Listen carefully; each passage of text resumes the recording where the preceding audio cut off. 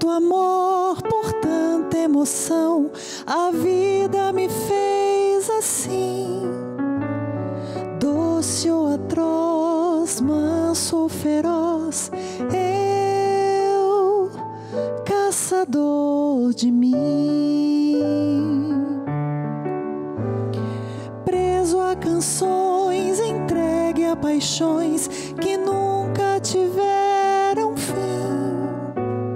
Vou me encontrar longe do meu lugar, eu, caçador de mim.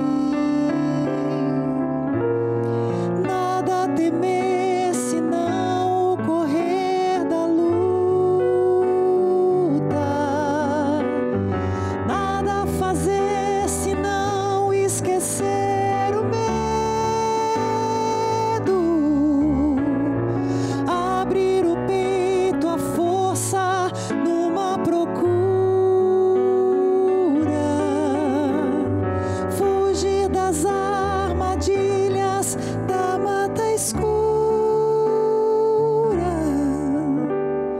Longe se vai, sonhando demais, mas onde se chega assim? Vou descobrir o que me faz sentir, eu, caçador de mim. Mais uma vez, começamos o Entretantos, nessa busca que a gente tem pela vida, pelo amor, pelo que transforma, pelo que transcende. Nós estamos entrando na sua casa como TV Evangelizar. E nós estamos entrando com muita delicadeza no seu lar, para informar, para cantar, para levar a arte. E hoje, o meu convidado especial é muito especial. É um diretor de cinema, muito renomado, e nós vamos ver os trechos dos filmes que ele dirigiu, e eu recebo com muito carinho e com muita honra, Eloy Pires Ferreira. Bem-vindo. Obrigado. Que alegria recebê-lo, conhecer um pouco mais de você, transmitir isso através dos telespectadores da TV Evangelizar, que você tem aqui 2 filmes que são marcas, que são referências. Você estava me explicando, eu gostaria que você falasse para o público como que o cinema entrou na tua vida. Eu era muito pequeno, né? Meus pais me levaram no cinema a primeira vez quando eu tinha acho que 2 anos de idade, mais ou menos. E aí eu sempre fui um frequentador desde criança, né? Meu pai me levava sempre nas matinês do Cine Ópera, do Cine Avenida, quando eu era, enfim, criança, pequenininho, tinha 4, 5 anos e tal. Aí perto da minha casa eu moro num bairro aqui, que é um bairro bastante conhecido também, um bairro grande e comercialmente assim muito forte, né, que é o Portão. Aí tinha o Cine Guarani, o antigo, né? Tem um novo Cine Guarani agora, mas esse Guarani antigo, eu era um frequentador assíduo. Eu ia assim todo domingo, né, na matinê e eventualmente durante a semana. Então eu sempre frequentei. Sempre gostei muito de TV também, desde pequenininho, né? Então sempre tive uma liga muito forte com a imagem em movimento, né? Mas isso te motivou a fazer cinema? Eu não sei exatamente o que me motivou a fazer cinema, mas assim desde muito cedo, né? Quando eu tive que começar a decidir, a optar pelo que eu vou fazer, né? Tipo que curso eu vou fazer, universitário, etc. E tal. Quando eu estava prestes a fazer vestibular e tal, eu já comecei a pensar na possibilidade de fazer cinema. Só que não tinha escola de cinema aqui, só tinha em São Paulo, no Rio e em Brasília. Para mim ia ser complicado. Aí a coisa mais próxima de cinema que tinha era jornalismo. Eu acabei me formando em jornalismo. Que bacana. E daí no curso de jornalismo eu conheci umas figuras muito interessantes, né, e importantes também. O Valente Xavier, que foi o fundador da Cinemateca de Curitiba, que é a terceira cinemateca do Brasil, em tempo de existência e importância. E Hugo Mengarelli, que era um homem bastante ligado ao teatro e ao audiovisual, né? E o professor Roberto Figurelli, que ele tinha um conhecimento muito grande de cinema. Eu tive algumas disciplinas no curso de jornalismo ligadas a cinema, né? E o Sal da Terra foi a primeira direção? Ou teve, teve muitas? Muitas. Eu tinha, quer dizer, assim, porque o audiovisual, né, agora cinema, televisão e tal, tá tudo... Era muito forte. Enfim, esse meio, vamos dizer assim, ele é bem vasto, bem complexo. E eu fiz um pouco de tudo, assim. Eu trabalhei assim, com produção de filmes, de vídeos educativos, né? Durante um bom tempo. Daí eu fiz alguma coisa, pouca, assim, na área publicitária, fiz muita coisa na área corporativa, institucional e tudo mais. E comecei a fazer os meus primeiros curtas em cinema, em película, né? Na época a gente rodava em película e participava de alguns festivais e tal. Sim. Também já há bastante tempo, e foi na década de 80, né? E daí, 80 para 90 e tal, e daí eu, enfim, comecei fazendo esses coisas, mas eu fiz muita coisa no audiovisual. Sim. E agora, o meu primeiro longa foi o Sal da Terra. O primeiro longa comercial que entrou no circuito, que foi para as salas de cinema, depois foi televisão. Foi para fora também? Foi, teve festival fora do país, foi premiado, inclusive, recebeu a Margarida de Prata, por exemplo, da CNBB, recebeu um prêmio também fora num festival de temática espiritual que acontecia na França e tal. Então, ele é um filme que circulou bastante e tal. Então, esse foi o meu primeiro filme. Vamos, então, assistir um trechinho do Sal da Terra? Em nome do Pai, do Filho e do Espírito Santo. Amém.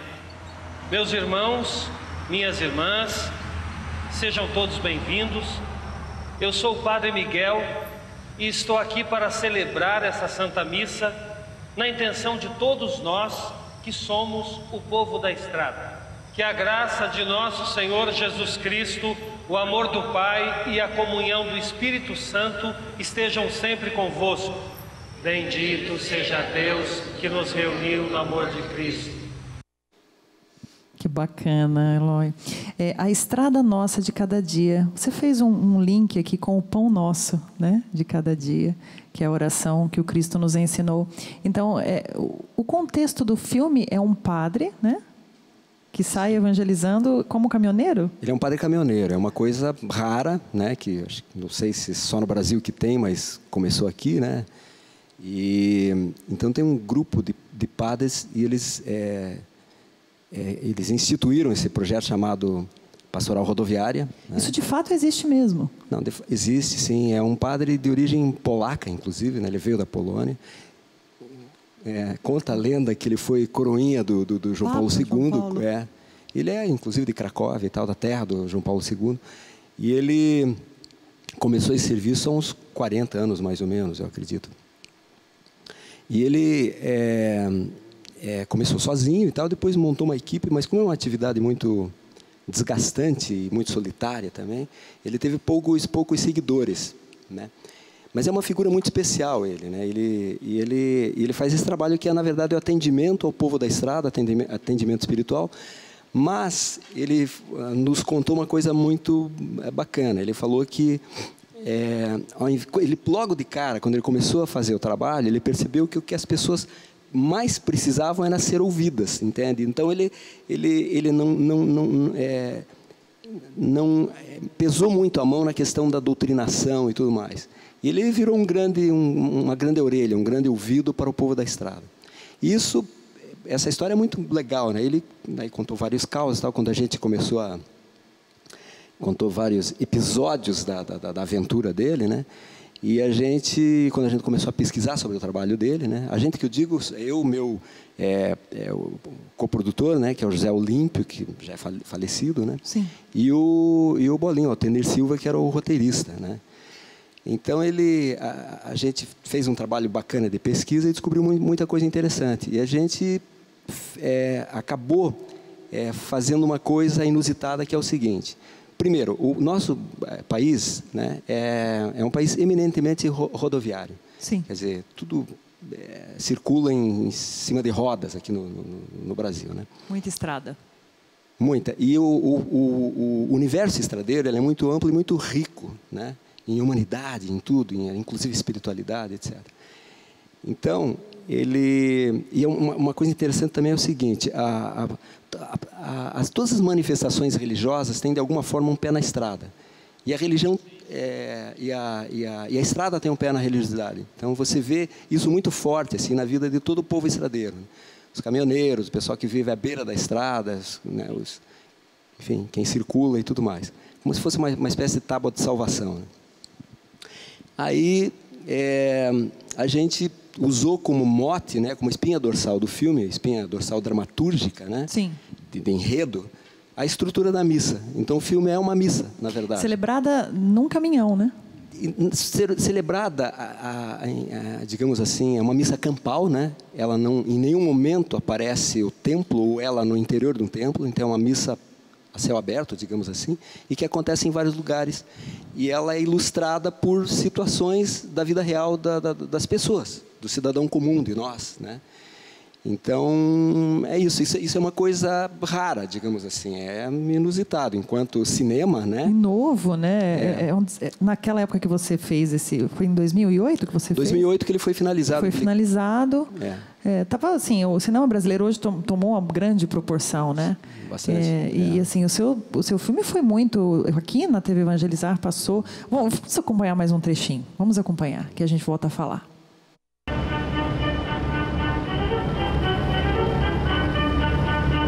Nossa Senhora! Isso aí é música pra pôr dormir, padre! Então eu vou tirar, porque senão você vai pegar no sono aí no volante e vai dizer que a culpa é do padre, viu? Acho bom, porque eu já tava cochilando aqui na curva, viu? Mas pode deixar essa música aí, meu considerado.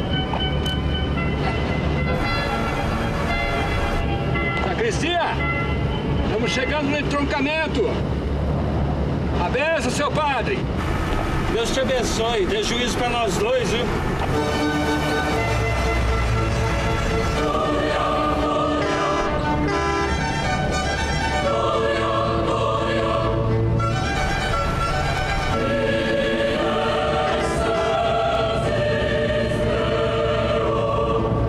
Muito interessante esse viés de ver um padre que é carismático, né? E que faz as celebrações e também se comunica com outras pessoas numa profissão de caminhoneiro. Veja bem, é uma temática muito inovadora, né? E já existe. Muitas vezes as pessoas não têm conhecimento disso, né? Então, acho que se você não acompanhou o filme ainda, eu acho que é um convite para você conhecer.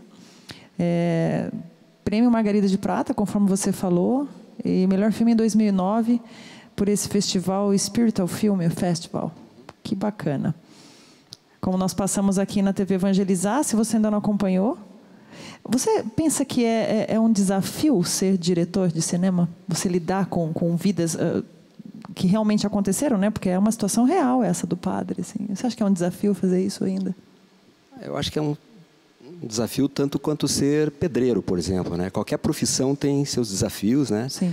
E agora, a atividade cinematográfica ela é muito desgastante em vários aspectos, né? Então, por exemplo, quando você está em processo de produção, né, de filmagem, a gente dorme muito pouco e etc. E tem que encarar várias barreiras, tem que tomar decisões de forma muito rápida em vários momentos e aí por diante. Então, os desafios do dia a dia são muitos, obviamente. Mas o grande desafio mesmo é você captar recursos para fazer um filme, né? Eu imagino. Dinheiro sempre é um problema, né? De fato. Tudo, né? E também você contar a história do jeito que você idealizou e tudo mais, porque é um processo muito complexo, demorado e tal. E criativo também, né? Sim, exato. Ele exige muito isso, né? Enfim, o exercício da criatividade e tal. E você só vai saber se você consegue contar aquela história quando você termina o filme, né?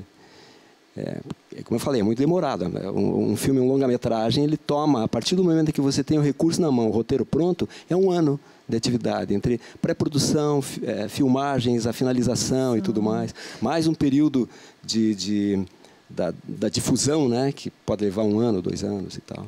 Que é você sair com o filme na estrada. Na estrada, no fato, Ainda você está recolhendo, né, e colhendo os frutos desse filme ainda, né? O cinema tem essa vantagem, né? É interessante, porque ele, além de de ser onipresente, né, e extrapolar fronteiras, né, ele tem uma longa vida, né? Sim, então sim. Você, assim, não é uma coisa que se consuma rapidamente e se acabe, né? Ele dura, né? Vamos terminar esse bloco assistindo mais um pedacinho do Sal da Terra. E a gente volta daqui a pouquinho.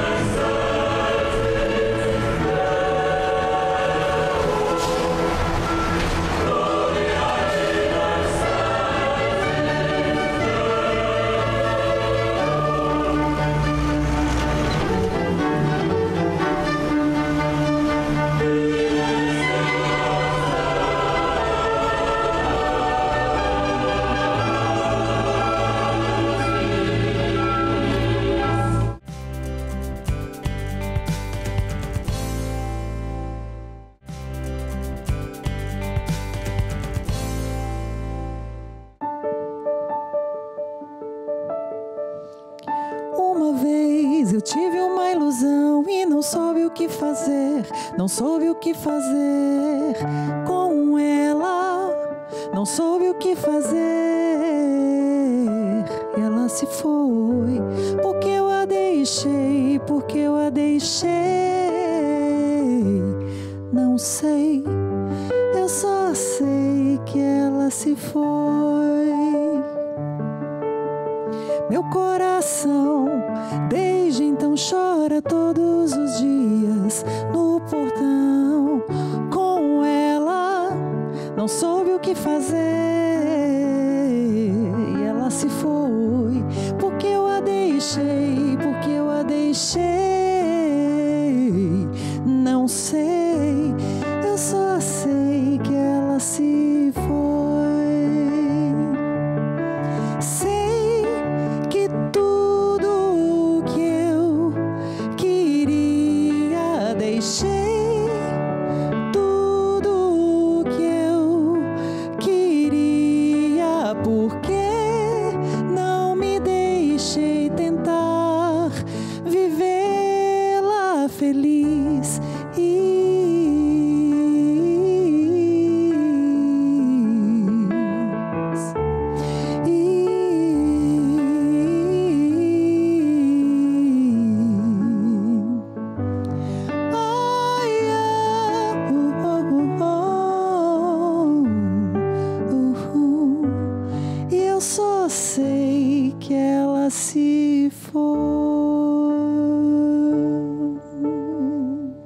Quantas ilusões você já deixou passar?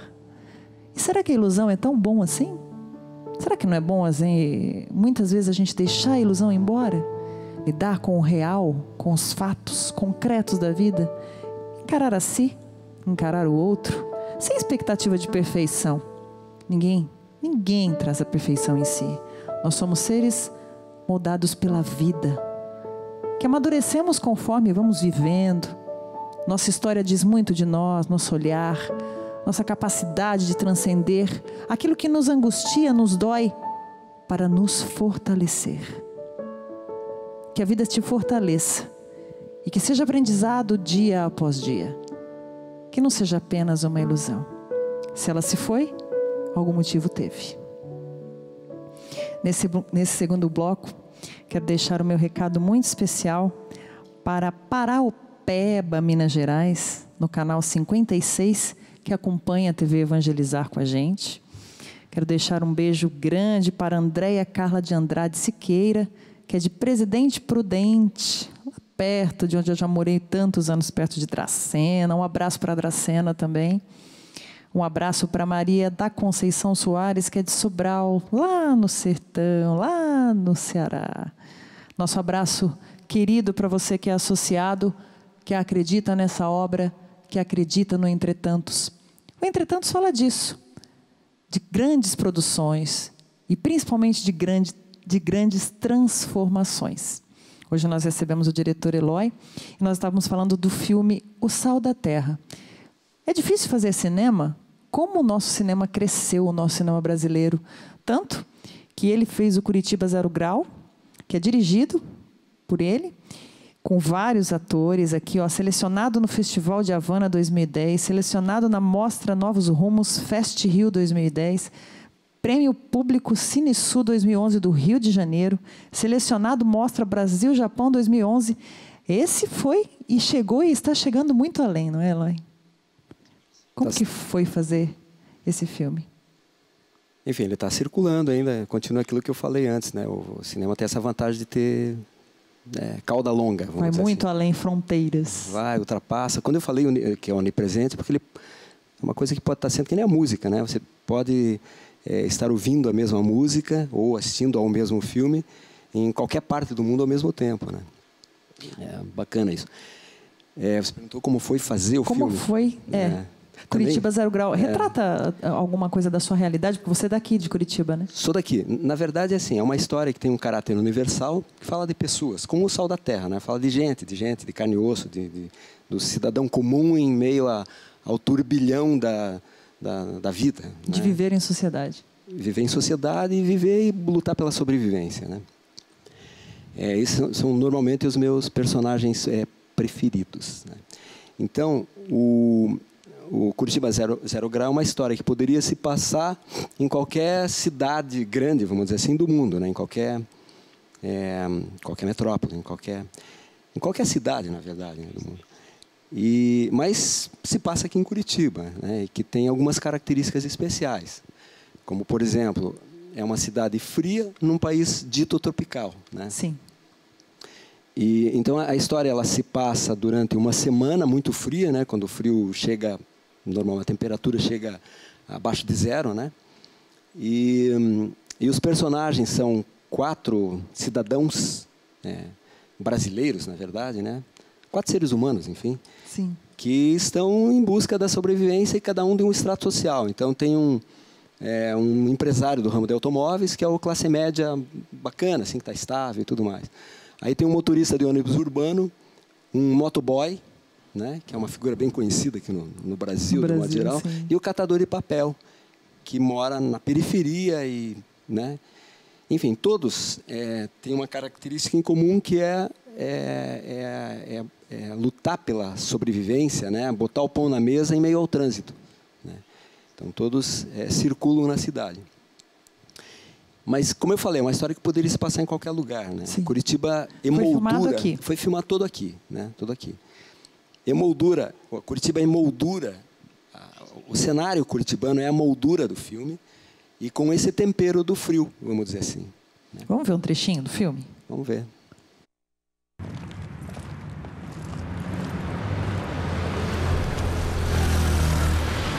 Ramos já rodou muito pela cidade.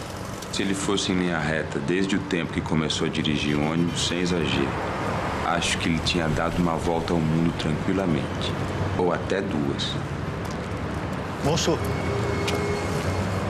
Moço! Será que o senhor podia ajudar nós? Olha, eu já vou avisando que eu não tenho nenhum dinheiro. Não, não é nada disso, não, senhor. É que eu e minha família, nós estamos chegando de Santa Catarina e nós não conhecemos bem a cidade, né? Então, eu queria ver se o senhor sabe onde é que fica essa rua aqui, ó. Esse endereço está muito confuso, meu amigo. Não tem o número da rua, nem o bairro. Assim fica difícil. É muito humanizado, né? Você está lidando com personagens da vida real mesmo, né? Pessoas de diferentes status, né? E assim, quando a pessoa é parada na rua, a primeira sensação de uma cidade grande, né? Uma capital, é o medo. Né? Sim. É o medo. E o incômodo, né? está sendo incomodado por alguém, né? Quando alguém vai te pedir uma informação ou pedir um dinheiro, seja lá o que for, essa é a primeira coisa que você sente. É como você falou, tem o medo, esse componente muito presente, né, na vida urbana principalmente, e o desconforto de estar sendo... Alguém está me tirando do rumo. E de você também conhecer essas realidades diferentes, né? São personagens diferentes, de status diferentes, com histórias diferentes. Então, a primeira coisa que a gente sente quando é abordado é isso mesmo que você retratou, é um incômodo, né? Mas eu acho que o filme tem a capacidade de incomodar o outro, né? Quando a temática força a pessoa a pensar sobre as diferentes realidades que existe num cotidiano. E Curitiba é um personagem também? Você fala que é passada... Tudo se passa por aqui, mas ela se torna um personagem também, pelo frio, pelas características da cidade e tudo. Eu acho que sim. Curitiba é o cenário, né? Mas não deixa de ser um personagem, porque ela está muito presente assim, em tudo, né? Então, quem conhece a cidade, quem vive na cidade, se identifica profundamente, né? E os elementos visuais são muito curitibanos, né? E Curitiba é uma cidade muito fotogênica, né? Uma cidade interessante de se fotografar. Ela tem uma luz boa, quer dizer, quando tem luz, né? Quando o sol aparece, melhor, não só, porque essa luz filtrada também é legal para a fotografia, né? Para o cinema. Entendi. E você sente muita dificuldade em trabalhar fora do eixo Rio-São Paulo? Ou você acha que isso já rompeu barreiras, assim? Já. As coisas mudaram bastante nos últimos anos, né? Desde a da criação, por exemplo, da Ancine, que é a Agência Nacional de Cinema, e de todo um movimento, né, que acontece já há um bom tempo, né, por parte dos colegas de outras regiões e tal. A gente está tendo mais acesso, né, aos recursos, um reconhecimento maior e tudo mais. A gente, que eu digo, nós fora do eixo, né? Mas ainda, naturalmente, o grosso da produção, o forte, né, se concentra principalmente no Rio, né, e em São Paulo. No Rio e São Paulo. Sim, ainda se concentra muito nessas duas cidades. Né? É muito forte. Mas, assim, nós temos centros, polos de produção muito consistentes e expressivos em Recife. Agora, Recife está num momento muito bom, né? Porto Alegre sempre foi, né, bastante forte, Belo Horizonte, Brasília, tal, Salvador. Porque no Brasil nós temos muitos filmes que retratam a realidade do Nordeste, né? Aqui você está retratando um pouco dessa realidade do Sul, né? Mas que também pode ser cenário de outras cidades também, porque o humano está presente, a situação, as diferenças de classe, enfim. Se encontra no Nordeste, se encontra no Sudeste, em qualquer lugar.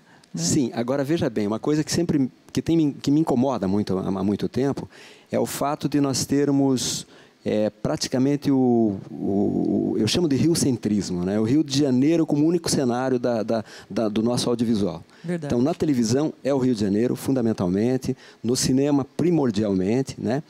São Paulo é um coadjuvante, né? O Nordeste, quando aparece, principalmente na televisão, é muito fake, né? Sim. E o resto do Brasil não aparece.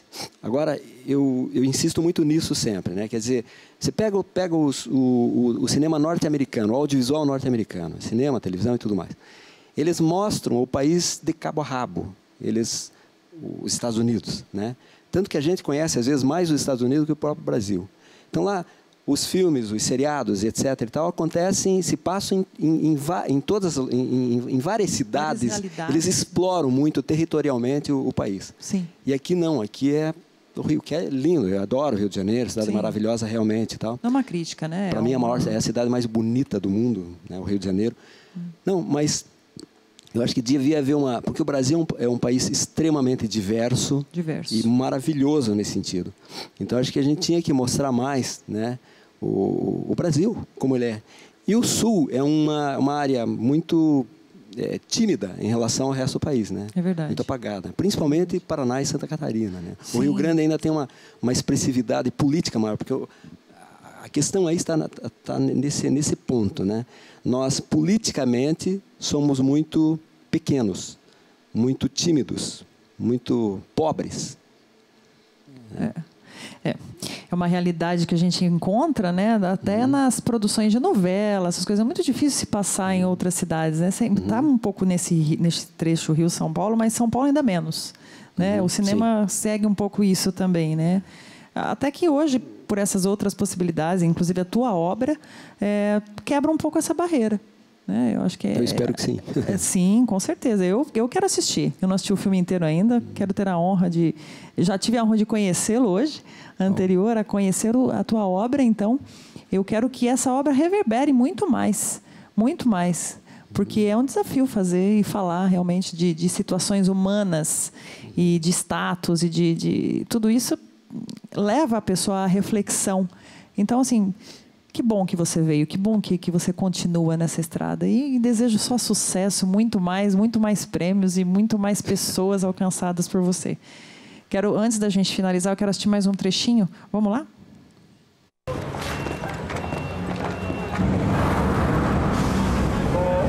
Ramos, Renato. você acredita que tem cada um parece dois, né? A mulher que desceu ali atrás agora há pouco, queria que eu trocasse 50 aqui pra ela. A cara tá achando que eu sou banco. Eu tenho cara de banco? Já que você tá falando de banco aí, você quer me emprestar R$1.000 não, Renato? Só 1.000 você quer? Não quer mais nada, não? Eu tenho 500 pra não falar que eu não tenho nada. Você me empresta 500, fica me devendo mais 500. Elas por elas. Você conversa mais que o outro motorista dessa linha aqui. Ô, Renato.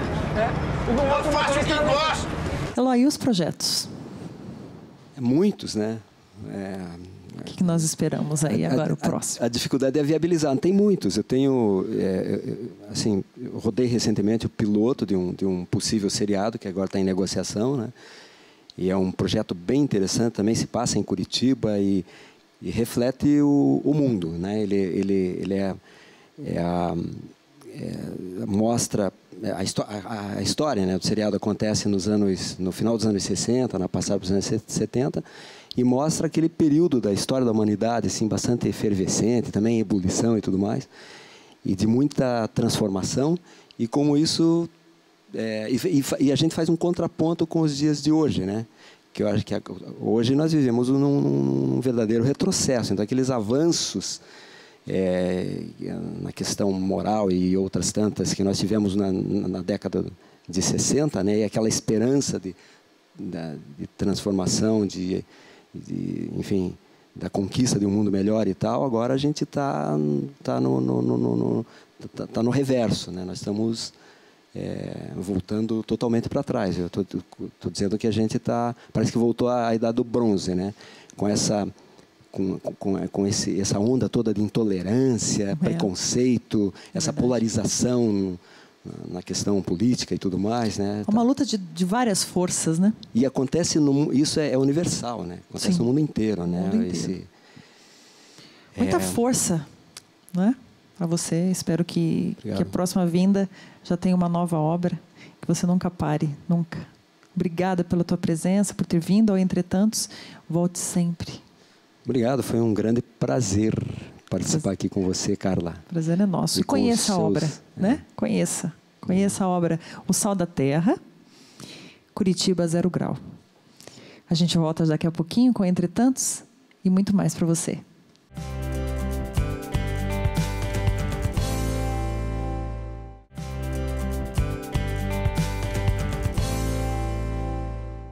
De volta com o programa Entretantos e Você, e nós vamos seguir esse terceiro bloco, conforme eu havia falado na semana passada, ainda sobre transtornos de personalidade. Hoje nós vamos falar com o Dr. Sérgio Lima sobre transtornos de personalidade esquizoide. Nome esquisito, né, Sérgio? Tudo bem? Tudo bom, e você? Tudo bom. Mas deriva da esquizofrenia, né? Então é um quadro que lembra um pouco a esquizofrenia, né? Por isso o nome esquizoide. É a dita pessoa esquisita? Não é bem isso esquisito, né? São pessoas que evitam contato com as pessoas. Elas não gostam muito de se relacionar com outras pessoas, né? Então elas são meio arredias, parece que se bastam a si mesmas e não querem muito um contato humano, né? Transtornos de personalidade são muito parecidos. Algumas características que modificam, né? Parece que essa quebra da persona mesmo, né? Exatamente. A imagem que a pessoa tem de si do mundo, né? É uma quebra mesmo, uma ruptura, assim. Não chega a ser uma cisão como uma esquizofrenia, né? Isso. Mas é uma cisão também. A diferença da esquizofrenia para a transtorno de personalidade esquizoide é exatamente isso. Que a esquizofrenia ela tem essa característica de ter uma crise, uma ruptura. A pessoa vinha normal, tinha uma socialização boa, tinha amigos, tinha colegas. E aí, de repente, ele começa, então, a ter um funcionamento mais diferente, né, e evitar as pessoas. Isso aí é o curso geral da esquizofrenia.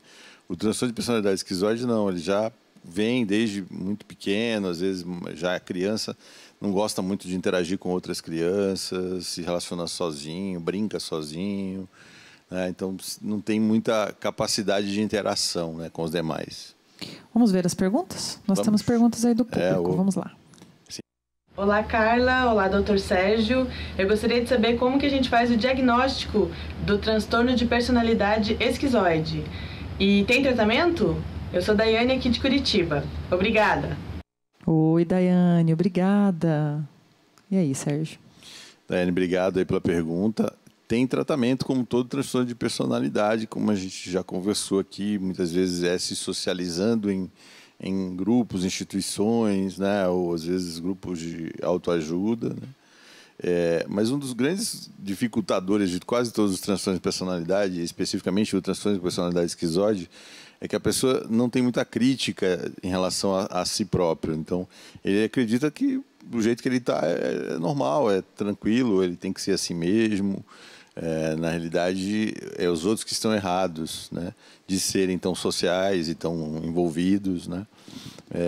É um pouco difícil, às vezes, geralmente, dos transtornos de personalidade esquizoide que eu vi, buscarem ajuda, geralmente quando, de alguma maneira, tem aí uma comorbidade, ou seja, ele começa a ter alguma dependência química, um transtorno obsessivo-compulsivo, ou algum tipo de cisão aí, por uma tentativa de se relacionar com alguém, e aí não deu muito certo, então a pessoa fica incomodada com isso, né? Então ele afasta a interação social. Ele como se ele não precisasse dessa interação social. Ele gostasse de viver sozinho, né? E eu acho que cada dia que a gente vive, até a gente estava falando com o Eloy, que ele retratou algumas realidades diferentes de vida. Parece que tudo leva as pessoas a uma individualização, né? Morar numa cidade grande, muito trabalho, pouca interação. Então, assim, a pessoa acaba desenvolvendo uma personalidade talvez mais individual, né? Exato. Por uma demanda mesmo de vida.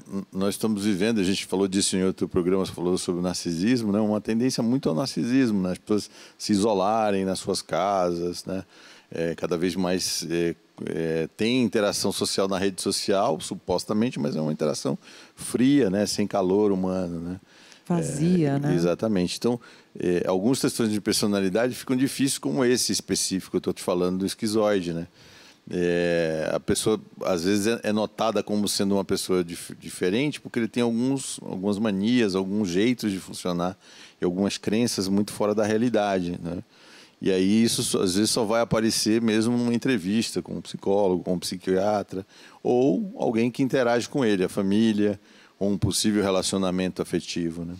A gente sempre diz, gente, porque acho que uma causa muito grande, é uma grande perturbação, é muito sofrimento. A pessoa não está acomodada naquilo porque ela quer, é um sofrimento psíquico, né? Foge do controle da pessoa, né? Ela tenta controlar ao redor, tenta controlar o mundo, mas é muito sofrimento. Exatamente. E às vezes pode, né, dentro do transtorno de personalidade esquizoide, começar a aparecer alguns fenômenos que lembram uma esquizofrenia, né? Então, algumas alucinações perturbadoras, algumas crises, isso às vezes também faz ele buscar ajuda. E aí a gente vai construir a história e descobre que ele sempre foi assim, meio afastado, meio distante dos outros, né? A gente tem mais perguntas? Vamos lá?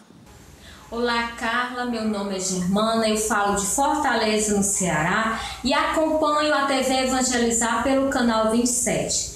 Vamos conversar um pouquinho? Eu acho curioso esse nome esquizoide. A minha pergunta é, Dr. Sérgio, o que se trata o transtorno de personalidade esquizoide? Do Ceará, hein? Do Ceará. Obrigado aí, Germana, pela pergunta. Então, eu comentei no começo, né? É esquizoide porque lembra a esquizofrenia, né? O sufixo oide vem do romano, né? Do latim, na realidade, que significa parece alguma coisa, mas não é. Né? O oide, então, é esquizoide, ele lembra a esquizofrenia. Mas, então, esse nome vem disso aí, né? Essa esquizoidia do sujeito, ele tem um jeito que lembra a esquizofrenia, mas acaba não sendo, né? Mas eu comentei há pouco que, às vezes, há um adoecimento, né? Uma situação em que a pessoa tem crises e aí pode ser muito uma manifestação da esquizofrenia nessa pessoa. Né? O que são alucinações e a diferença entre alucinações e delírios? Ótima pergunta. A alucinação, ela é a pessoa tem um fenômeno da sensopercepção, ou um cheiro, ou uma visão, ou um gosto, né? Sem que aquilo exista na realidade. É bem complicado porque a pessoa que tem esse tipo de fenômeno quase nunca fala para outras pessoas. Mas às vezes você tem percepções indiretas de que ela está tendo esse tipo de situação. Então, alguém que está falando com alguém que não tem ninguém presente no ambiente. Então, isso é um fenômeno alucinatório auditivo, provavelmente, por isso que ela está conversando com essa pessoa. Né? Tem um filme chamado Clube da Luta, né? Que isso fica muito nítido, né? O personagem principal, né? Que é ele interage com a outra pessoa, inclusive se esbofeteiam, né? Supostamente, né? Ao longo do filme, assim, né? Então, outro filme, Uma Mente Brilhante, também isso aparece, né? Quer dizer, ambos os casos lembram mais uma coisa de uma esquizofrenia, apesar do Clube da Luta parecer mais um transtorno de personalidade esquizoide, né? Porque ele tem um alto funcionamento, ele é inteligente, ele conversa, é como se tivesse duas pessoas, duas personalidades diferentes, né? Já o delírio é uma distorção do que existe, né? Exatamente. Então, o delírio é uma ideia, né? Uma concepção sobre a vida, né? Então, vamos imaginar, todo tempo a gente está produzindo ideias, né? Então, o que é o mouse, né? Que é o mouse é uma ideia que foi criada de uma extensão ali dentro do computador em que você pode interferir na tela do computador, né? Então, essa é uma ideia que foi criada e que as pessoas foram comungando, né? E as ideias, geralmente, a gente comunga dentro de uma sociedade, né? Existem pessoas que elas criam ideias e concepções fora da realidade. Então, tem uma compreensão, por exemplo, se alguém passou a mão no cabelo, é porque está me chamando de ignorante, né? Faz links que não Faz links que não têm realidade, né? Não tem nada a ver com a realidade, mas na cabeça dele aquilo é real. Sim. Então, se alguém mexeu no cabelo daquele jeito, então é sinal de que ela está me chamando de ignorante. E aí ele já, às vezes, responde agressivamente à pessoa sem você saber. Por isso que a gente, quando é treinado para ser psiquiatra, a gente fala pouco e ouve muito. Exatamente para não falar bobagem, né? Eu lembro bem um caso de uma paciente que eu estava fazendo minha residência em psiquiatria, em que ela falava de várias coisas e tudo parecia muito normal nela, né? Apesar do filho achar que ela não estava bem. E em uma determinada hora ela pergunta sobre se eu gostava de ovos, né? Eu falei, não sei, porque às vezes gosto, às vezes não gosto. E a senhora? Né? Devolvi a pergunta. Ela, eu acho que os ovos estão contaminados. Aí ela começou a contar que ela achava que o vizinho estava contaminando os ovos dela, porque ela viu o vizinho indo a uma prateleira no supermercado perto da casa dela e mexendo nos ovos e olhando para ela e dando risada. Então ela achou que estava envenenada. E ela se veio compelida a comprar para enganar o vizinho. Mas não comeu os ovos, mas tinha certeza que estava envenenado. E a pessoa cria uma situação mesmo, exatamente, né? Uma vivência delirante. E se você não estiver atento, né? Se eu dissesse que eu gostava de ovo, pronto, ela podia me achar que eu também estava ajudando a envenenar, né, os ovos. Então essa é a saída, né? Você tentar emitir pouco, né? E eu vejo com frequência, né, as pessoas, né, na TV falando, eu fui lá, o psiquiatra só ficou me ouvindo e não falou nada. Às vezes é exatamente isso, porque ele está tentando, né, entender o que está acontecendo com você ali. Ele não é o foco ali, né? É porque a pessoa traz muito uma realidade, às vezes, de perseguição, né? Ai, todo mundo está me vigiando, eu noto que eu estou sendo perseguida, todos os carros naquele restaurante, aquela pessoa está me olhando diferente, ela é de tal... Porque a pessoa, ela constrói uma história. Né? Exatamente. No caso de um transtorno, né? A pessoa constrói uma história e acredita que aquilo é verdade absoluta. Exatamente. No esquizoide, se você for acompanhando o paciente, conversando com ele, podem aparecer algumas crenças assim, que não são tão fortes a ponto de ele ser violento, né? Mas justificam na cabeça dele o fato dele não se relacionar com as pessoas. Por que ele não se relaciona? Porque as pessoas elas o veem diferente, elas não valem a pena, por algum motivo, né? Então existe às vezes uma construção delirante, né, que você não vai ter acesso se você não se aproximar da pessoa para descobrir, né? É muito difícil. Olha, o desafio é a vida. E ser saudável, né? Porque muitas coisas nos levam a perturbações mesmo, de fato. Exatamente, aquilo que a gente comentou, né? Assim, a busca por uma vida saudável é um exercício da atualidade, né? A gente tem muita informação, as pessoas têm que buscar, né? Então, ter amigos, família, socializar-se é uma coisa importante na vida da pessoa. Então, se a pessoa está se isolando, né, ou era sociável e passou a se isolar, ela já está manifestando uma motivação de buscar uma ajuda, né, tentar se entender. E muito do nosso trabalho, né, com psiquiatria é tentar fazer essa socialização, não é só medicar, não é só tratar individualmente, mas é também inserir esse sujeito na sua coletividade, na sua sociedade, né? Porque uma experiência saudável é você dar uma contribuição para a sua sociedade. O indivíduo que tem um transtorno de personalidade esquizoide, ele está evitando, né? Ele está sem contato com a sociedade. Então, ele também não está trazendo algo de positivo, né? Exatamente.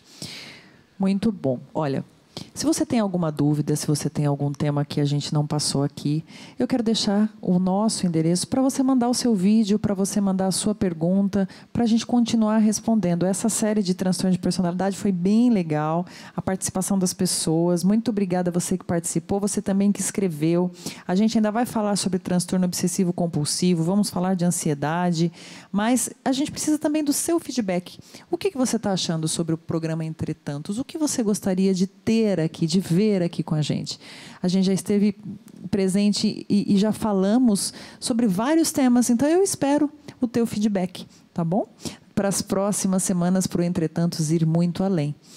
Sérgio, muito obrigada mais uma vez por tua presença. Eu que agradeço, e agradeço aí o feedback da pessoa que está ouvindo aí, né, ajudando a gente a colaborar aí, para desestigmatizar, né, para fazer com que as pessoas pensem que os problemas psiquiátricos eles precisam de tratamento, eles podem, né, ter uma ajuda, né, exatamente para que a gente seja mais feliz. Eu acho que a sociedade cuidar bem da saúde mental do seu cidadão, ela mostra a civilização, ela traz, né, uma melhora, né, para a qualidade de vida de todos nós, né? Fica uma dica de um filme chamado O Trem da Vida, né? É um filme bem bacana, em que fala de uma vila de judeus na Segunda Guerra Mundial, em que eles iam ser pegos pelos nazistas. E a saída vem de um paciente psiquiátrico, né, da vila, e que ele arruma uma saída para eles sobreviverem. O Trem da Vida. O Trem da Vida. É isso aí. Ficamos com essa dica de cinema de hoje e também obrigada a você que participa dessa obra Evangelizar é Preciso. Está aqui o novo livro do padre Reginaldo Manzotti, fazendo um super sucesso aí. Você pode adquirir porque você também acredita e evangeliza. Também quero deixar aqui o meu livro, Entretantos, para você conhecer. É um livro de crônicas, poesias, reflexões. Você encontra aqui também na Associação Evangelizar é Preciso. Quero deixar o meu beijo para mais uma semana que se passou aí e deixar uma canção, aquela que toca o seu coração, aquela que fala de tantas histórias de amor que se realizaram e muitas que não se realizaram. Importante é a gente acreditar que o amor pode, o amor supera e só fica aquilo que tem que ficar e que passe o que tem que passar. Obrigada, gente. Obrigada mais uma vez, Janaíne Pavani. Eu gosto tanto de você que até prefiro esconder. Deixo assim ficar subentendido, como uma ideia que existe na cabeça e não tem a menor pretensão de acontecer. Eu acho tão bonito isso de ser abstrato, baby. A beleza é mesmo tão fugaz. É como uma ideia que existe na cabeça e não tem a menor pretensão de acontecer. Pode até parecer fraqueza, pois que seja fraqueza, então a alegria que me dá, isso vai sem eu dizer. Até semana que vem, gente. Se amanhã não for nada disso, caberá só me esquecer. Eu vou sobreviver.